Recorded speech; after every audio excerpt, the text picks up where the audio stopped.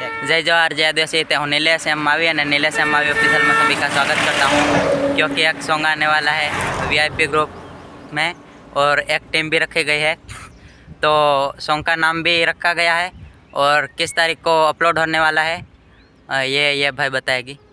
तो hello guys, मैं पलाश विपुल और सॉन्ग हमारी टीम का आ रहा है अक्षय भूरिया सिंगर उसका, और सॉन्ग का नाम है तेरा साथ। और बहुत अच्छा सॉन्ग है और सॉन्ग बहुत अच्छा सॉन्ग है, आप सभी सुने और इस भाई को भी सपोर्ट करें। इसके चैनल में ये वीडियो डाल रहे हैं हम और कुछ नई नई जानकारी ये भाई लाते रहेंगे।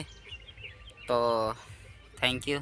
અને સોંગ આવે છે પલાશ વિપુલ વ્લોગ યુટ્યુબ ચેનલ પર। तो दोस्तों તમે બી સાંભળી લીધું હે કે કેવું સોંગ છે, અને મેં બી સાંભળ્યું છે થોડુંક કડા સાંભળે છે, એટલે તમને કહો એક નંબર સોંગ છે, એની ઉપર વિડીયો બી બનાવજો અને થોડોક શેર બી કરી દેજો, એટલે બધાને ખબર પડે।